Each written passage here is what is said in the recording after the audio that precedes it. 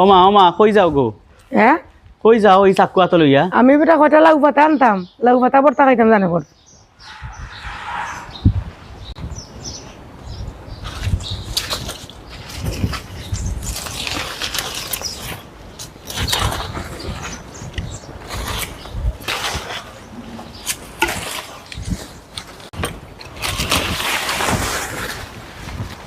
দেখ রে বাবা, শিলে কিতা করছে আমার, যেদিন শিলা বৃষ্টি হয়েছিল আমার লাউ গাছ রে কিতা করছে শিলে।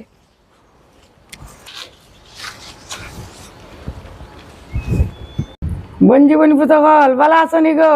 মাইয়া কল আমার নমস্কার।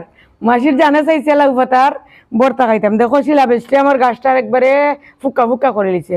দেখুন মাসিয়ে পাতা গুন্তা লইয়া এই বালা করিয়া ফেস উস ফালাইয়া ধুইয়া নিলিম।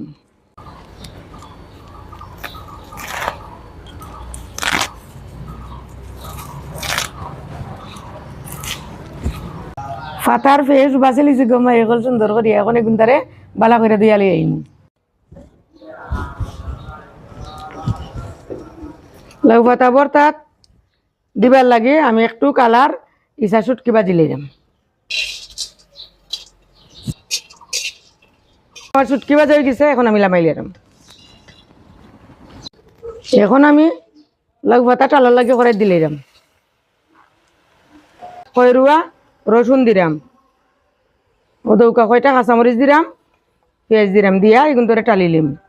এখন আমি বর্তার পরিমাণে লবণ দিয়া ডেকে লিম। আমি গুড়িয়া দিয়া লাউ পাতা তার সাথে যা আছে সব সিদ্ধ করিলিম। ও দেখো আমার পাতাটা কত সুন্দর সিদ্ধ হয়েছে, একটুকু জল নাই। এখন আমি লামাই লেরাম, বৌমায় হঠাৎ পিছিয়ে বর্তা বানাই লিব।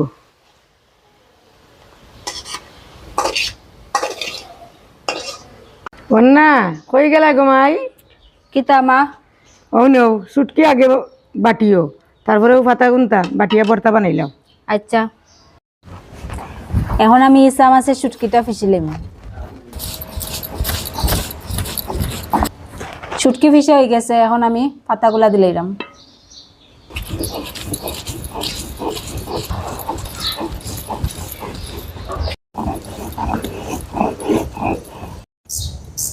আমার বর্তা ফিসা হয়ে গেছে, তুললাম।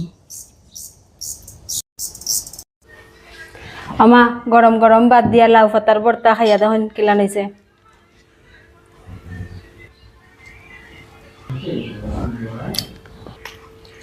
বৌমা তেল ছাড়া লাউ পাতার বর্তা খুব স্বাদ হয়েছে।